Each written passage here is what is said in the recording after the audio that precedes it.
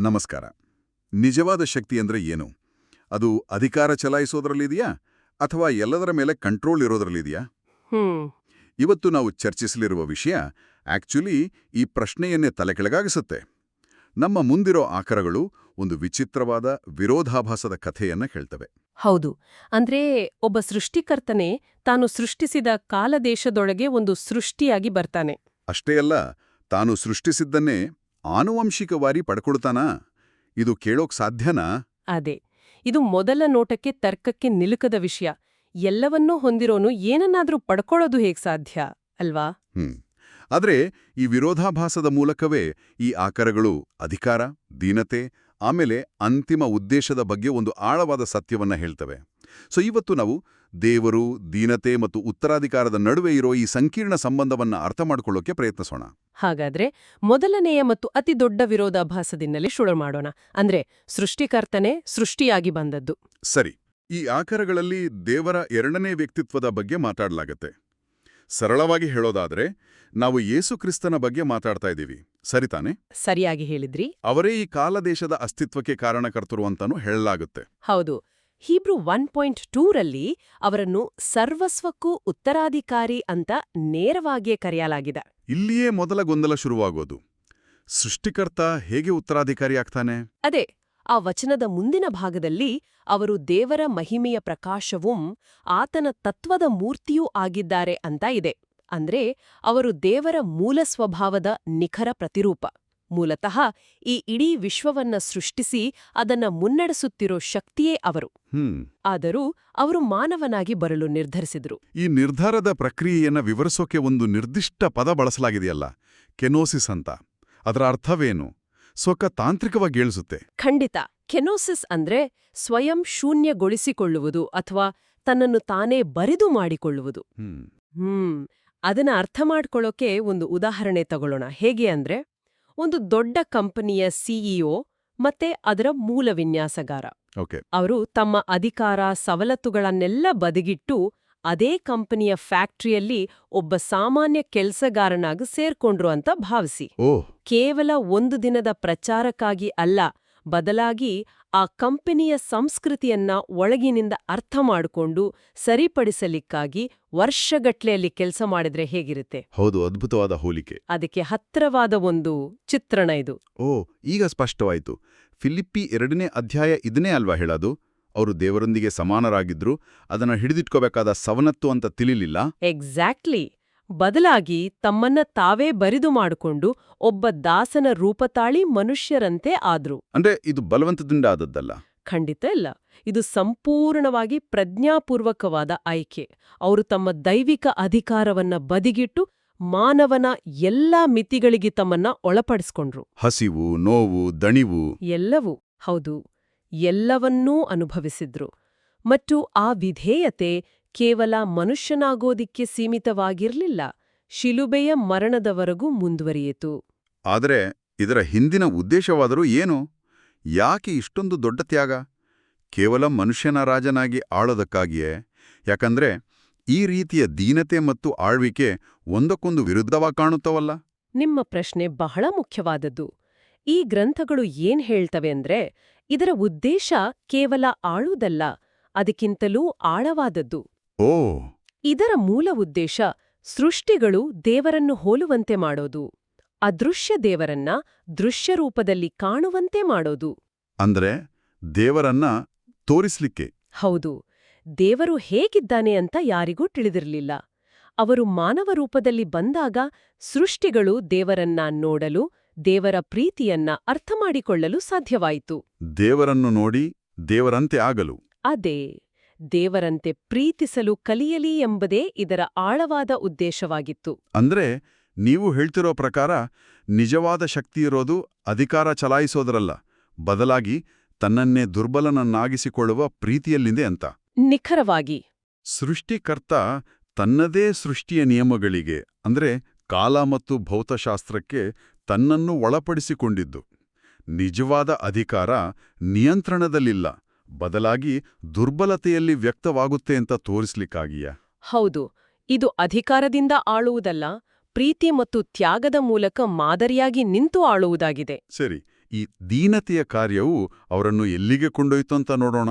ಅವರು ತಮ್ಮನ್ನು ತಗ್ಗಿಸಿಕೊಂಡಿದ್ದಕ್ಕೆ ದೇವರು ಅವರನ್ನು ಅತ್ಯುನ್ನತ ಸ್ಥಾನಕ್ಕೆ ಏರಿಸಿದನು. ಫಿಲಿಪ್ಪಿ 2:9 ಹೇಳುವ ಹಾಗೆ ಅವರಿಗೆ ಎಲ್ಲಾ ನಾಮಗಳಿಗಿಂತಲೂ ಶ್ರೇಷ್ಠವಾದ ನಾಮವನ್ನು ಕೊಡಲಾಯಿತು. ಇದೊಂದು ಉತ್ತರಾಧಿಕಾರದಂತೆ, ಒಂದು ಬಹುಮಾನದಂತೆ ಕಾಣಿಸುತ್ತೆ. ಹೌದು. ಆದ್ರೆ ಇಲ್ಲಿಯೇ ಮತ್ತೊಂದು ಆಳವಾದ ವಿರೋಧಾಭಾಸ ಅಡಗಿದೆ. ಮತ್ತೊಂದಾ? ಹೌದು.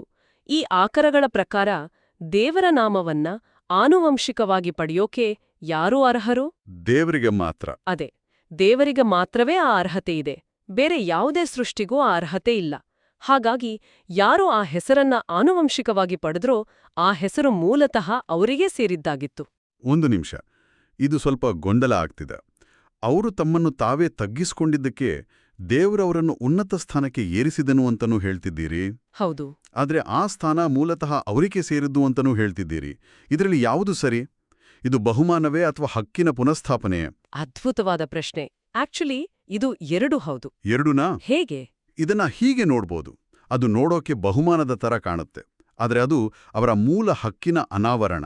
ಅವರ ದೀನತೆ ಮತ್ತು ಮಾನವೀಯತೆಯ ಮೂಲಕ ಅವರು ತಮ್ಮ ಮೂಲ ದೈವತ್ವವನ್ನೇ ಪುನಃ ದೃಢಪಡಿಸಿಕೊಂಡ್ರು. ಓಕೆ.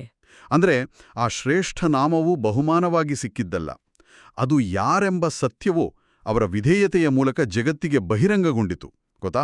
ಆಸಕ್ತಿದಾಯಕವಾಗಿದೆ. ಅತ್ಯಂತ ಶ್ರೇಷ್ಠ ವ್ಯಕ್ತಿಯು ಅತ್ಯಂತ ದೀನನಾಗಿ ಆ ದೀನತೆಯ ಮೂಲಕವೇ ತನ್ನ ಶ್ರೇಷ್ಠತೆಯನ್ನು ಸಾಬೀತುಪಡಿಸಿದಂತೆ ದಾಸನಾದರು. ಆದರೆ ಆ ದಾಸತ್ವದ ಮೂಲಕವೇ ಅವರು ರಾಜಾಧಿರಾಜ ಅನ್ನೋದನ್ನು ಸಾಬೀತುಪಡಿಸಿದ್ರು. ಸರಿ, ಆದರೆ ಕೆಲವರಿಗೆ ಇದು ಕೇವಲ ಒಂದು ಚತುರ ಪದಬಂಧದಂತೆ ಕಾಣಿಸ್ಬೋದು. ಅವರಿಗೆ ಅರ್ಹತೆ ಇತ್ತು, ಯಾಕೆಂದ್ರೆ ಅವರಿಗೆ ಅರ್ಹತೆ ಇತ್ತು ಅನ್ನೋ ಹಾಗೆ. ಇದರ ಪ್ರಾಯೋಗಿಕ ಮಹತ್ವವೇನು? ಇದರ ಪ್ರಾಯೋಗಿಕ ಮಹತ್ವ ದೊಡ್ಡದಿದೆ. ದೈವತ್ವವನ್ನ ಅಧಿಕಾರದಿಂದ ಸ್ಥಾಪಿಸಬೇಕಾಗಿಲ್ಲ, ಅದನ್ನ ಪ್ರೀತಿ ಮತ್ತು ತ್ಯಾಗದಿಂದ ಬದುಕಿ ತೋರಿಸ್ಬೇಕು ಅನ್ನೋದಿದರ ಸಂದೇಶ. ಇದು ನಾಯಕತ್ವದ ಕಲ್ಪನೆಯನ್ನೇ ಬದಲಾಯಿಸುತ್ತೆ. ಹಾಗಾದ್ರೆ ಒಂದು ಪ್ರಶ್ನೆ ಉದ್ಭವಿಸುತ್ತೆ. ಮನುಷ್ಯರು ಈ ಹೆಸರನ್ನ ಆನುವಂಶಿಕವಾಗಿ ಪಡಿಬೋದಾ? ಸೃಷ್ಟಿಗಳು ದೇವರಂತೆ ಆಗ್ಬೇಕು ಅನ್ನೋದೇ ಉದ್ದೇಶ ಆಗಿದ್ರೆ ನಾವು ಆ ಉತ್ತರಾಧಿಕಾರದಲ್ಲಿ ಪಾಲುದಾರರಾಗ್ಬೋದಾ? ಈ ಗ್ರಂಥಗಳು ಈ ಬಗ್ಗೆ ಸ್ಪಷ್ಟವಾದ ವಿವರಣೆಯನ್ನ ಕೊಡ್ತವೆ. ಸೃಷ್ಟಿಗಳು ನೇರವಾಗಿ ದೇವರ ಹೆಸರನ್ನ ಆನುವಂಶಿಕವಾಗಿ ಪಡೆಯೋಕೆ ಸಾಧ್ಯವಿಲ್ಲ. ಯಾಕೆ? ಯಾಕಂದ್ರೆ ನಾವು ಸೃಷ್ಟಿಗಳು, ದೇವರಲ್ಲ. ಆದ್ರೆ ದೇವರ ಎರಡನೇ ವ್ಯಕ್ತಿತ್ವವು ಮನುಷ್ಯನಾಗಿ ಬಂದ ಕಾರಣ ಒಂದು ಅದ್ಭುತವಾದ ಸಾಧ್ಯತೆ ತೆರೆಕೊಂಡಿತು. ಏನದು? ಮನುಷ್ಯರು ಪವಿತ್ರಾತ್ಮನನ್ನು, ಅಂದ್ರೆ ಹೋಲಿ ಸ್ಪಿರಿಟ್ ಅನ್ನು ಸ್ವೀಕರಿಸಬಹುದು. ಹಾಗಾದ್ರೆ ಇದು ನೇರ ಉತ್ತರಾಧಿಕಾರ ಅಲ್ಲ, ಬದಲಾಗಿ ಒಂದು ರೀತಿಯ ದೈವಿಕ ಸಹಭಾಗಿತ್ವ. ದೇವರ ಆತ್ಮ ನಮ್ಮಲ್ಲಿ ವಾಸಿಸುವುದರ ಮೂಲಕ ನಾವು ಆ ದೈವಿಕ ಸ್ವಭಾವದಲ್ಲಿ ಪಾಲುಗಾರರಾಗ್ತೀವಿ. ಹೌದು. ಇದನ್ನೊಂದು ದತ್ತು ಸ್ವೀಕಾರದಂತೆ ನೋಡಬಹುದು. ನಾವಾಗಿಯೇ ಹಕ್ಕುದಾರರಲ್ಲ, ಆದ್ರೆ ನಮ್ಮನ್ನು ಪ್ರೀತಿಯಿಂದ ದತ್ತು ತೆಗೆದುಕೊಳ್ಳಲಾಗಿದೆ. ಓಕೆ. ಪವಿತ್ರಾತ್ಮನು ದೇವರ ಹೆಸರನ್ನು ಹೊಂದಿರುವವನು. ಹಾಗಾಗಿ ಇದು ಮನುಷ್ಯರು ನೇರದಾಗಿ ದೇವರ ಹೆಸರನ್ನ ಪಡೆಯುವುದಲ್ಲ, ಬದಲಾಗಿ ದೇವರ ಹೆಸರನ್ನ ಹೊಂದಿರುವ ಪವಿತ್ರಾತ್ಮನು ನಮ್ಮಲ್ಲಿ ವಾಸಿಸುವುದಾಗಿದೆ. ಆ ಪವಿತ್ರಾತ್ಮನ ಮೂಲಕ ದೇವರ ಹೆಸರಿನ ಅಧಿಕಾರವು ಮನುಷ್ಯರ ಮೂಲಕ ಪ್ರಕಟವಾಗುತ್ತೆ. ಎಕ್ಸಾಕ್ಟ್ಲಿ. ಈ ದತ್ತು ಸ್ವೀಕಾರದ ಕಲ್ಪನೆ ಅದ್ಭುತವಾಗಿದೆ. ಅಂದ್ರೆ ನಾವೊಂದು ದೊಡ್ಡ ಕಟ್ಟಡದ ಭಾಗವಾಗ್ತೀವಿ. ಹಾಗೆ ಹೇಳಿದಾಗ ಈ ಆಕಾರಗಳಲ್ಲಿ ಬರೋ ಮೂಲೆಗಲ್ಲು ಅನ್ನೋ ರೂಪಕ್ಕೆ ನೆನಪಾಗುತ್ತೆ. ಅದ್ರ ಬಗ್ಗೆ ಸ್ವಲ್ಪ ವಿವರಿಸ್ಬೋದಾ? ಖಂಡಿತ. ಮನೆ ಕಟ್ಟುವವರಿಂದ ಬೇಡವೆಂದು ಬಿಟ್ಟ ಕಲ್ಲೇ ಮುಖ್ಯವಾದ ಮೂಲೆಗಲ್ಲಾಯಿತು ಅನ್ನೋದು ಬಹಳ ಶಕ್ತಿಯುತವಾದ ರೂಪಕ. ಪ್ರಾಚೀನ ಕಟ್ಟಡಗಳಲ್ಲಿ ಮೂಲೆಗಲ್ಲು ಅಥವಾ ಕಾರ್ನರ್ ಸ್ಟೋನ್ ಇಡೀ ಕಟ್ಟಡದ ದಿಕ್ಕನ್ನ, ಬಲವನ್ನ ಮತ್ತು ಸಮತೋಲನವನ್ನ ನಿರ್ಧರಿಸುವ ಅತಿ ಮುಖ್ಯವಾದ ಕಲ್ಲಾಗಿತ್ತು. ಈ ಆಕಾರಗಳು ಏನ್ ಹೇಳ್ತವೆ ಅಂದ್ರೆ, ಯೇಸುಕ್ರಿಸ್ತರು ಈ ಇಡೀ ವಿಶ್ವಕ್ಕೆ ಆ ಮೂಲೆಗಲ್ಲಿದ್ದಂತೆ. ಅವರೇ ಈ ಸೃಷ್ಟಿಯ ಅಡಿಪಾಯ. ಅವರ ಮೇಲೆಯೇ ಎಲ್ಲವೂ ನಿಂತಿದೆ. ಆದರೆ ವಿಪರ್ಯಾಸ ಅಂದ್ರೆ ಮನೆ ಕಟ್ಟುವವರೇ ಅಂದ್ರೆ ಜಗತ್ತಿನ ಜನರ ವ್ಯವಸ್ಥೆಗಳೇ ಅವರನ್ನ ತಿರಸ್ಕರಿಸಿದವು. ನಿಜ. ಆದ್ರೆ ಈ ಕಲ್ಲಿಗೆ 2 ಮುಖಗಳಿವೆ. 2 ಮುಖಗಳಿವೆಯಾ? ಹೌದು. ಯಾರು ಅವರನ್ನ ನಂಬುತ್ತಾರೋ ಅವರಿಗೆ ಆ ಕಲ್ಲು ದೇವಾಲಯದ ಅಂದ್ರೆ ಚರ್ಚ್ನ ಅಮೂಲ್ಯವಾದ ಮೂಲೆಗಲ್ಲು. ಆ ಅಡಿಪಾಯದ ಮೇಲೆ ವಿಶ್ವಾಸಿಗಳು ಒಂದುಗೂಡಿ ದೇವರಿಗೆ ಆಲಯವಾಗ್ತಾರೆ. ಸರಿ, ಹಾಗಾದ್ರೆ ಇನ್ನೊಂದು ಮುಖ? ಯಾರೋ ಅವರನ್ನ ತಿರಸ್ಕರಿಸ್ತಾರೋ ಅವರಿಗೆ ಅದೇ ಕಲ್ಲು ಎಡವುವ ಕಲ್ಲು, ಮುಗ್ಗರಿಸುವ ಬಂಡೆಯೂ ಆಗಿದೆ. ಲೂಕ 20:18ರಲ್ಲಿ ಒಂದು ಬಲವಾದ ಎಚ್ಚರಿಕೆ ಇದೆ. ಯಾರು ಈ ಕಲ್ಲಿನ ಮೇಲೆ ಬೀಳುತ್ತಾರೋ ಅವರು ಜಜ್ಜಲ್ಪಡುತ್ತಾರೆ, ಮತ್ತು ಈ ಕಲ್ಲು ಯಾರ ಮೇಲೆ ಬೀಳುತ್ತದೋ ಅವರನ್ನು ಪುಡಿಪುಡಿ ಮಾಡುತ್ತದೆ. ಇದರ ಅರ್ಥವೇನು? ಯಾಕೆ ಎಷ್ಟೊಂದು ತೀಕ್ಷ್ಣವಾದ ಮಾತು? ಯಾಕಂದ್ರೆ ಅವರು ರಕ್ಷಣೆ ಮತ್ತು ನ್ಯಾಯತೀರ್ಪಿನ ಅಂತಿಮ, ತಪ್ಪಿಸಲಾಗದ ಮಾನದಂಡವಾಗ್ತಾರೆ. ಅವರನ್ನ ಒಪ್ಪಿಕೊಳ್ಳೋದು ಅಥವಾ ತಿರಸ್ಕರಿಸೋದು ಶಾಶ್ವತ ಪರಿಣಾಮಗಳನ್ನ ಹೊಂದಿದೆ. ಅವರ ಮೇಲೆ ಬೀಳುವುದೆಂದರೆ ಅವರ ವಿರುದ್ಧವಾಡಿ ಹೋಗಿ ಸ್ವತಃ ನಾಶವಾಗೋದು. ಆ ಕಲ್ಲು ನಮ್ಮ ಮೇಲೆ ಬೀಳುವುದೆಂದರೆ ಅಂತಿಮ ನ್ಯಾಯತೀರ್ಪಿನಲ್ಲಿ ಆ ಕಲ್ಲಿನಿಂದಲೇ ನಾವು ನಾಶವಾಗೋದು. ಒಂದೇ ಕಲ್ಲು, ಕೆಲವರಿಗೆ ಆಧಾರ, ಇನ್ನು ಕೆಲವರಿಗೆ ವಿನಾಶ. ಹೌದು, ಇದು ಒಂದು ಸ್ಪಷ್ಟವಾದ ವಿಭಜನೆಯನ್ನ ಸೃಷ್ಟಿಸುತ್ತೆ. ಅಂದ್ರೆ ಅವರೇ ಜೀವನ ಮತ್ತು ಸಾವಿನ, ರಕ್ಷಣೆ ಮತ್ತು ತೀರ್ಪಿನ ಕೇಂದ್ರಬಿಂದು.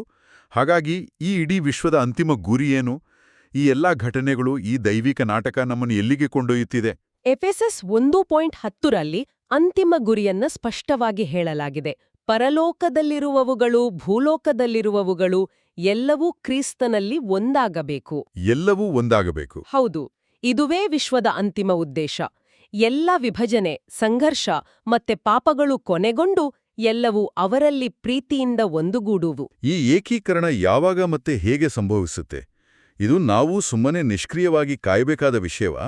ಅಥವಾ ಇದರಲ್ಲಿ ಬೇರೇನಾದ್ರೂ ಇದೆಯಾ? ಇಲ್ಲ, ಇಲ್ಲಿನ ಒಂದು ಪ್ರಮುಖ ಒಳನೋಟವೇ ಅದು. ಇದು ನಿಷ್ಕ್ರಿಯವಾಗಿ ಕಾಯುವ ವಿಷಯವಲ್ಲ. ಈ ಪ್ರಕ್ರಿಯೆಯಲ್ಲಿ ಚರ್ಚ್ ಮತ್ತು ಹುತಾತ್ಮ ಸಾಕ್ಷಿಗಳ ಪಾತ್ರ ಬಹಳ ಮುಖ್ಯವಾಗತ್ತೆ. ಹುತಾತ್ಮ ಸಾಕ್ಷಿಗಳು. ಹೌದು. ಒಂದು ಕಡೆ ಹೀಗೆ ಹೇಳಲಾಗಿದೆ, ದೇವರ ಎರಡನೇ ವ್ಯಕ್ತಿತ್ವವು ಚರ್ಚ್ ತನ್ನ ಶತ್ರುಗಳನ್ನು ತನ್ನ ಪಾದಪೀಠ ಮಾಡೋವರೆಗೂ ಕಾಯ್ತಾರೆ. ಪಾದಪೀಠ ಮಾಡುವುದು ಆ ಚಿತ್ರಣವೇ ಬಹಳ ಹಿಂಸಾತ್ಮಕವಾಗಿ ಕೇಳಿಸುತ್ತೆ. ಅಂದ್ರೆ ಏನು? ಒಳ್ಳೆ ಪ್ರಶ್ನೆ. ಪ್ರಾಚೀನ ಕಾಲದಲ್ಲಿ ಪಾದಪೀಠ ಅನ್ನೋದು ಸಂಪೂರ್ಣ ವಿಜಯದ ಸಂಕೇತವಾಗಿತ್ತು. ಗೆದ್ದ ರಾಜ ಸೋತ ರಾಜನ ಕುತ್ತಿಗೆಯ ಮೇಲೆ ತನ್ನ ಪಾದವನ್ನು ಇಡ್ತಿದ್ದ. ಓಹೋ, ಹೌದಾ? ಅದು ಸಂಪೂರ್ಣ ಶರಣಾಗತಿ ಮತ್ತು ಗೆಲುವಿನ ಸಂಕೇತ. ಸೊ ಈ ಆಕರಗಳು ಈ ಚಿತ್ರಣವನ್ನ ಬಳಸಿದಾಗ ಅವು ಸಂಪೂರ್ಣ, ನಿರ್ವಿವಾದವಾದ, ನೈತಿಕ ಮತ್ತು ಆಧ್ಯಾತ್ಮಿಕ ವಿಜಯದ ಬಗ್ಗೆ ಮಾತಾಡ್ತಿವೆ. ಹಾಗಾದ್ರೆ ಚರ್ಚ್ ಇದನ್ನ ಹೇಗೆ ಮಾಡುತ್ತೆ? ಯುದ್ಧದಿಂದಲೇ? ಅಧಿಕಾರದಿಂದಲೇ? ಇಲ್ಲ, ಅಲ್ಲಿಯೇ ಇದರ ವಿಶಿಷ್ಟತೆ. ಮತ್ತೆ ಈ ಚರ್ಚೆಯ ಅತ್ಯಂತ ಕುತೂಹಲಕಾರಿ ಭಾಗ ಇರೋದು, ಈ ಗ್ರಂಥಗಳು ಹೇಳೋ ಪ್ರಕಾರ ಚರ್ಚ್ ಈ ವಿಜಯವನ್ನ ಸಾಧಿಸೋದು ಹುತಾತ್ಮರ ನಿಗದಿತ ಸಂಖ್ಯೆ ತಲುಪಿದಾಗ. ಒಂದು ನಿಮಿಷ. ಇತಿಹಾಸದ ಅಂತ್ಯವು ಒಂದು ನಿರ್ದಿಷ್ಟ ಸಾವಿನ ಕೋಟ ಮೇಲೆ ನಿಂತಿದೆಯಾ? ಇದು ಕೇಳಲು ಸ್ವಲ್ಪ ಕಠೋರ ಎನಿಸುತ್ತೆ. ಹೌದು, ಮೊದಲಿಗೆ ಹಾಗೆಯೇ ಅನಿಸಬಹುದು. ಆದರೆ ಇದನ್ನ ಹೀಗೆ ನೋಡೋಣ. ಇದು ಇತಿಹಾಸವನ್ನ ಒಂದು ವಿಶ್ವ ನ್ಯಾಯಾಲಯದಂತೆ ಚಿತ್ರಿಸುತ್ತೆ. ವಿಶ್ವ ನ್ಯಾಯಾಲಯ? ಹೌದು. ಈ ನ್ಯಾಯಾಲಯದಲ್ಲಿ ಸೈತಾನನು ದೇವರ ವಿರುದ್ಧ ಮತ್ತು ಮಾನವೀಯತೆಯ ವಿರುದ್ಧ ಆರೋಪಗಳನ್ನ ಮಾಡ್ತಿದ್ದಾನೆ.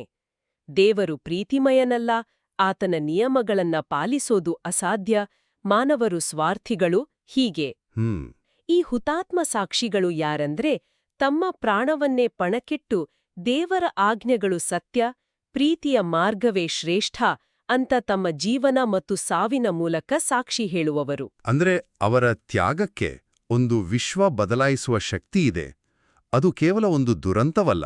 ನಿಖರವಾಗಿ, ಅವರ ತ್ಯಾಗವು ಒಂದು ಶಕ್ತಿಯುತವಾದ ಸಾಕ್ಷಿ. ಅದು ದೇವರ ಆಜ್ಞೆಗಳ ಸತ್ಯವನ್ನು ಸಾಬೀತುಪಡಿಸುತ್ತೆ.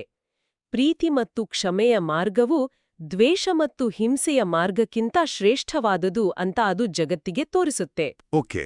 ಈ ಸಾಕ್ಷಿತ್ವವು ಸೈತಾನನ ಸುಳ್ಳುಗಳನ್ನ ಬಯಲುಮಾಡುತ್ತೆ. ಅವನು ಜಗತ್ತನ್ನ ಅಧಿಕಾರ ಮತ್ತು ಸ್ವಾರ್ಥದಿಂದ ನಡೆಸುತ್ತಾನೆ, ಆದರೆ ಹುತಾತ್ಮರು ತ್ಯಾಗ ಮತ್ತು ಪ್ರೀತಿಯಿಂದ ಜಯಿಸ್ತಾರೆ. ಅವರ ಸಾಕ್ಷಿವೇ ಆ ವಿಶ್ವ ನ್ಯಾಯಾಲಯದಲ್ಲಿ ಅಂತಿಮವಾಗಿ ಗೆಲ್ಲುವ ವಾದವಾಗುತ್ತೆ. ಮತ್ತು ಈ ನಿಗದಿತ ಸಂಖ್ಯೆ ತಲುಪಿದಾಗ, ಅಂದ್ರೆ ಸಾಕ್ಷ್ಯವು ಪೂರ್ಣಗೊಂಡಾಗ ಏನಾಗುತ್ತೆ? ಅದು ಅಂತಿಮ ಘಟನೆಗಳಿಗೆ ನಾಂದಿ ಹಾಡುತ್ತೆ. ಆಕರಗಳ ಪ್ರಕಾರ ಆ ಹಂತದಲ್ಲಿ ಶತ್ರುಗಳು ಪಾದಪೀಠವಾಗ್ತಾರೆ, ಅಂದ್ರೆ ಅವರ ವಾದಗಳು ಸೋಲುತ್ತವೆ. ಆಗ ಯೇಸುಕ್ರಿಸ್ತರ ಎರಡನೆಯ ಬರುವಿಕೆ, ಅಂತಿಮ ನ್ಯಾಯತೀರ್ಪು ಮತ್ತೆ 1000 ವರ್ಷಗಳ ರಾಜ್ಯ ಸ್ಥಾಪನೆಯಾಗುತ್ತೆ. ಇದರರ್ಥ ವಿಶ್ವದ ಅಂತ್ಯದ ಪ್ರಕ್ರಿಯೆಯಲ್ಲಿ ಚರ್ಚ್ ಕೇವಲ ಪ್ರೇಕ್ಷಕನಲ್ಲ. ಖಂಡಿತ ಅಲ್ಲ, ಒಂದು ಸಕ್ರಿಯ ಪಾತ್ರವನ್ನು ವಹಿಸುತ್ತೆ. ಅವರ ಸಾಕ್ಷಿತ್ವ ಮತ್ತು ತ್ಯಾಗವು ಇತಿಹಾಸದ ಗತಿಯನ್ನೇ ಬದಲಾಯಿಸುತ್ತೆ. ಹಾಗಾದ್ರೆ ನೀವು ಹೇಳ್ತಿರೋ ಪ್ರಕಾರ ವಿಶ್ವವು ಬದಲಾಗೋದನ್ನ ಕಾಯೋದು ಮಾತ್ರವಲ್ಲ, ಬದಲಾಗಿ ತ್ಯಾಗಮಯ ಪ್ರೀತಿಯ ಕ್ರಿಯೆಗಳ ಮೂಲಕ ಆ ಬದಲಾವಣೆಯನ್ನ ತರೋದ್ರಲ್ಲಿ ಮಾನವರು ಭಾಗಿಯಾಗಿದ್ದಾರೆ. ಹೌದು. ಇದು ಜವಾಬ್ದಾರಿಯನ್ನು ಹೆಚ್ಚಿಸುತ್ತೆ. ಇದು ನಿಜವಾಗ್ಲೂ ಒಂದು ಆಳವಾದ ಮತ್ತು ಸವಾಲಿನ ಆಲೋಚನೆ. ಯೋಜನೆಯಲ್ಲಿ ಒಂದು ಉದ್ದೇಶವನ್ನು ಹೊಂದಿವೆ ಅನ್ನೋ ದೃಷ್ಟಿಕೋನವನ್ನು ಇದು ನೀಡುತ್ತೆ. ಇಂದಿನ ಚರ್ಚೆಯಲ್ಲಿ ನಾವೊಂದು ಅದ್ಭುತ ಪಯಣವನ್ನು ಮಾಡಿದ್ದೇವೆ. ಸೃಷ್ಟಿಕರ್ತನು ತನ್ನನ್ನು ತಾನು ಬರಿದು ಮಾಡಿಕೊಂಡು ಸೃಷ್ಟಿಯಾಗಿ, ಆ ದೀನತೆಯ ಮೂಲಕವೇ ಎಲ್ಲದಕ್ಕೂ ಉತ್ತರಾಧಿಕಾರಿಯಾಗಿ, ನಂತರ ಎಲ್ಲದಕ್ಕೂ ಅಡಿಪಾಯವಾಗಿ, ಕೊನೆಗೆ ಎಲ್ಲವನ್ನೂ ಪ್ರೀತಿಯಲ್ಲಿ ಒಂದುಗೂಡಿಸುವ ಗುರಿಯನ್ನು ನಾವು ನೋಡಿದ್ದೇವೆ. ಇದು ವಿರೋಧಾಭಾಸಗಳ ಮೂಲಕವೇ ಸತ್ಯವನ್ನು ಅನಾವರಣಗೊಳಿಸುವ ಒಂದು ದೈವಿಕ ನಾಟಕದಂತೆ ಕಾಣಿಸುತ್ತೆ. ಹೌದು. ಸಾರಾಂಶದಲ್ಲಿ ದೇವರ ಶಕ್ತಿಯು ಅಧಿಕಾರದಲ್ಲಿಲ್ಲ, ಬದಲಾಗಿ ತ್ಯಾಗದಲ್ಲಿ ಪ್ರಕಟವಾಗುತ್ತೆ. ಅವರ ಆಳ್ವಿಕೆಯು ದಬ್ಬಾಳಿಕೆಯಿಂದಲ್ಲ, ಪ್ರೀತಿಯಿಂದ ಬರುತ್ತೆ. ಮತ್ತು ಅವರ ವಿಜಯವು ಆಯುಧಗಳಿಂದಲ್ಲ. ಅಲ್ಲ, ಅವರ ಅನುಯಾಯಿಗಳ ಸಾಕ್ಷಿತ್ವದಿಂದ, ಅವರ ಪ್ರೀತಿಯಿಂದ ಬರುತ್ತೆ. ಹಾಗಾದ್ರೆ ಆಲಿಸುವರಿಗಾಗಿ ಒಂದು ಅಂತಿಮ ಚಿಂತನೆಯನ್ನು ಬಿಟ್ಟು ಹೋಗೋಣ. ಈ ಆಕರಗಳ ಪ್ರಕಾರ ವಿಶ್ವದ ಅಂತಿಮ ವಿಜಯವು ಕೇವಲ ನಿಷ್ಕ್ರಿಯವಾಗಿ ಕಾಯುವ ವಿಷಯವಲ್ಲ. ಅದು ಭೂಮಿಯ ಮೇಲಿನ ಜನರ ಪ್ರೀತಿ, ತ್ಯಾಗ ಮತ್ತು ಸಾಕ್ಷಿತ್ವಕ್ಕೆ ನೇರವಾಗಿ ಸಂಬಂಧಿಸಿದೆ. ಹೌದು. ಒಂದು ಸಮುದಾಯದ ಸಾಮೂಹಿಕ ತ್ಯಾಗವು ಒಂದು ವಿಶ್ವ ಘಟನೆಗೆ ಕಾರಣವಾಗಬಹುದು ಅನ್ನೋ ಆಲೋಚನೆ ಕೇವಲ ಒಂದು ದೊಡ್ಡ ಐತಿಹಾಸಿಕ ಘಟನೆ ಮಾತ್ರವಲ್ಲ, ನಮ್ಮ ದೈನಂದಿನ ಜೀವನದಲ್ಲಿ ನಾವೆದುರಿಸೋ ಸಣ್ಣಪುಟ್ಟ ಕಷ್ಟಗಳು ಮತ್ತು ನಾವು ಮಾಡೋ ತ್ಯಾಗಗಳಿಗೂ ಒಂದು ಹೊಸ ಅರ್ಥವನ್ನು ನೀಡಬಹುದು. ನಮ್ಮ ವೈಯಕ್ತಿಕ ಕ್ರಿಯೆಗಳು ಕೇವಲ ನಮಗೆ ಮಾತ್ರ ಸೀಮಿತವಲ್ಲ, ಅವು ಒಂದು ದೊಡ್ಡ ವಿಶ್ವ ನಾಟಕದ ಭಾಗವಾಗಿರಬಹುದು ಅನ್ನೋ ಚಿಂತನೆ ನಮ್ಮ ಬದುಕನ್ನು ನಾವು ನೋಡುವ ದೃಷ್ಟಿಯನ್ನೇ ಹೇಗೆ ಬದಲಾಯಿಸಬಹುದು, ಇದರ ಬಗ್ಗೆ ಆಲಿಸುವವರು ಯೋಚಿಸಬಹುದಾಗಿದೆ.